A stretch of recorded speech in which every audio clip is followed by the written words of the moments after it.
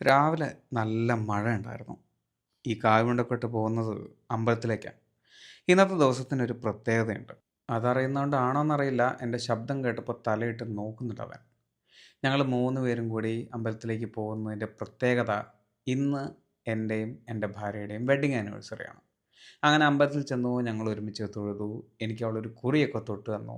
ഞങ്ങൾ പരസ്പരം ഒരു ചെറിയ ഗിഫ്റ്റ് കൈമാറി. അത് കഴിഞ്ഞ് നേരെ വീട്ടിലേക്ക് തന്നെയാണ് വന്നത്. കാരണം ഇന്ന് വ്യാഴാഴ്ചയാണ്. ബേപ്പൂർ സുൽത്താൻ്റെ സ്ക്രിപ്റ്റ് എഴുതാനുണ്ട്. സ്ക്രിപ്റ്റിങ് കഴിഞ്ഞ് മെല്ലെ ഒന്ന് പുറത്തേക്ക് ഇറങ്ങിയപ്പോഴാണ് ആ ഒരു ശബ്ദം കേൾക്കുന്നത്. ഒരു പൂച്ച ഗേറ്റിൻ്റെ അടുത്ത് വന്ന് വല്ലാതെ ശബ്ദം ഉണ്ടാക്കുന്നു. കഴിഞ്ഞ ദിവസം ഒരു പ്രശ്നം ഉണ്ടായതാണ്. അതിൻ്റെ ബാക്കി പത്രമാണെന്ന് തോന്നുന്നു. ദാ വരുന്നു വില്ലൻ. അവൻ വന്നു. അവിടെ വന്ന പൂച്ചേനെ അവൻ പേടിപ്പിച്ച് ഓടിച്ച് അവൻ്റെ രോമൊക്കെ നിൽക്കുന്നത് കണ്ടില്ലേ. പക്ഷേ അകത്ത് പോകുന്ന ഞാനൊന്ന് പറഞ്ഞപ്പോഴത്തേക്ക് അകത്തേക്ക് കയറിപ്പോയി. ഞാനും കുഞ്ഞിനും കൂടി വന്നത് അരക്കിണറുള്ള ന്യൂ സ്റ്റാർ റെസ്റ്റോറൻറ്റിലേക്കാണ്. ഒരു ബക്കറ്റ് ബിരിയാണി ഓർഡർ ചെയ്തിട്ടുണ്ടായിരുന്നു, അത് വാങ്ങാൻ. ഇന്ന് ഭക്ഷണം ഉണ്ടാക്കുന്നില്ല, വാങ്ങിയിട്ട് ഞങ്ങളെല്ലാവരും കൂടി ഒരുമിച്ചിരുന്ന് കഴിക്കാമെന്ന് വിചാരിച്ചു.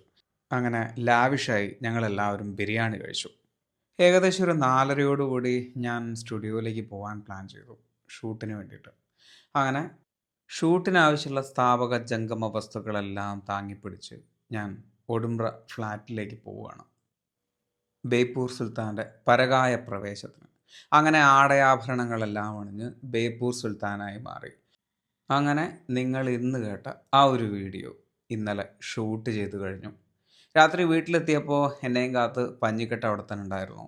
കുറച്ച് നേരം അവനെയും കളിപ്പിച്ചു, കർണന് ഭക്ഷണം കൊടുത്തു. ഞാൻ മെല്ലെ ഉറങ്ങാനായിട്ട് മുകളിലേക്ക് പോകുന്നു. പിന്നാലത ആ സാധനം. അപ്പോൾ എല്ലാവർക്കും ഗുഡ് നൈറ്റ്.